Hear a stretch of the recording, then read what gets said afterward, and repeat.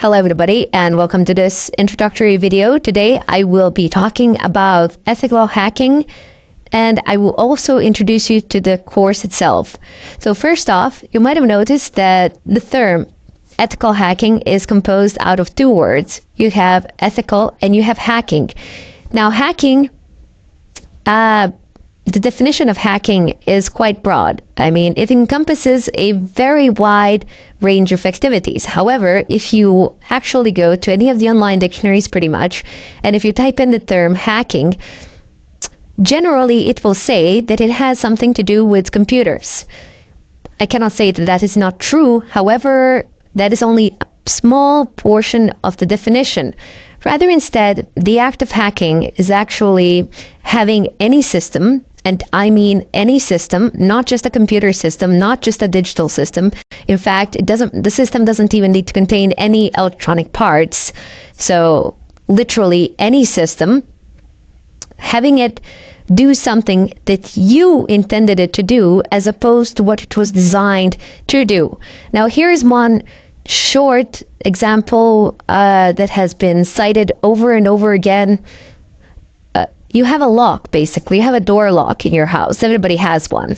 Well, I sincerely hope that you have one. And the purpose of that lock is to prevent intruders from entering. So anybody who does not have a key cannot enter. People enter without a key anyway, because they pick the lock and then they enter. And that itself could be considered an act of hacking. Also an act of burglary, but that's another subject.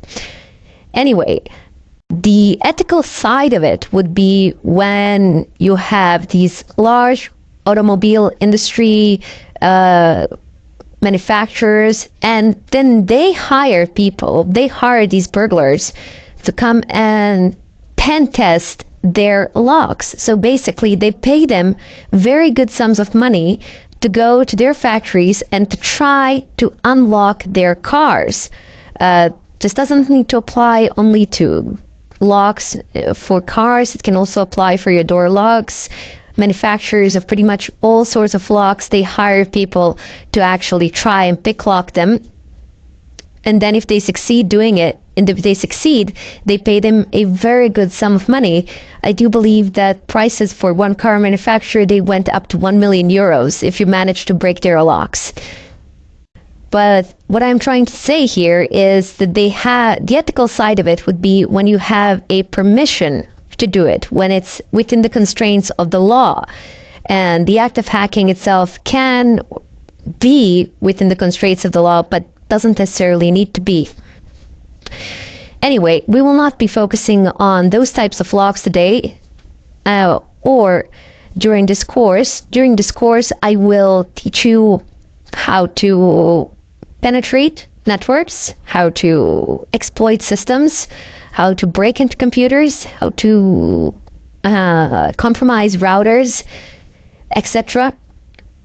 You will be, after you've finish this course, after you've absorbed all the information in it, you will gain the ability to do some serious damage. Now, because of that, I wish to give a disclaimer here. So first off, I do not encourage any sort of illegal activity. Furthermore, I strongly advise against it, and I am against it. So you do not have any legit need to do anything that is against the law with the knowledge that you're going to get during this course, because you're going to get some pretty good knowledge and you can abuse it very easily. It's not that difficult to abuse it. The opportunities are everywhere. They're endless because people tend to use insecure systems, or they use secure systems, but they don't know how to operate or configure them. And then in turn, those secure systems become insecure. But what I'm trying to tell you is there really is no need. I mean, if you want to do it for the money or something like that, you can make the same amount, if not more, in a perfectly legitimate way. People will pay you to actually test their networks and to see if you can find any vulnerabilities in them and then report them, perhaps even fix them. So, however, if you do decide to do something against the law in any country, I am not responsible for it. First, that is what I want to say. I do not claim responsibility for it, as I have already stated that I am doing this purely for educational purposes, and I do not advocate the use of this material for any sort of illegal purpose. Now, I hope you understand why I had to make this disclaimer, and this is not what I said. These are not just empty words. I really do stand by it, and that is my philosophy as well. In any case, during this course, I will show you numerous examples, methods. You will need some prerequisites over which I will go in the next tutorial. But you're in for a ride, so sit down, be patient. That is a very important thing in this line of work.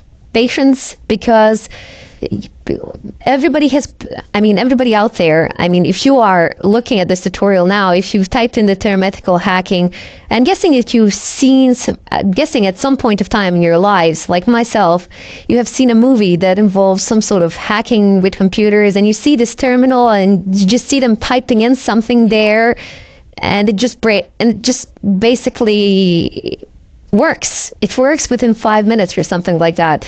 Let me tell you something. That has nothing to do with the real world, or very little to do with the real world. In the real world, people spend countless sleepless nights trying to do something, trying to obtain access, trying to bypass a password protected file or something of a kind in a server, trying to escalate privileges, trying to inject in a SQL injection or something of a kind. And they not only spend countless sleepless nights doing it, but they also spend a long time planning, preparing, and getting a general idea what they can do, how they can execute an attack, etc. These are not things that you will be able to do within 5 minutes after you sit and open up your computer, your desktop computer, whatever. You will need time, you will need patience, but above all, you will need to be curious. Curiosity is one of the first steps here, and obviously, since you've actually chosen to listen to this tutorial, to go through it, you do possess it already. You just need to build on it a little bit more, and you'll be where you want to be. In any case, I hope to see you in the next tutorial, and I bid you farewell.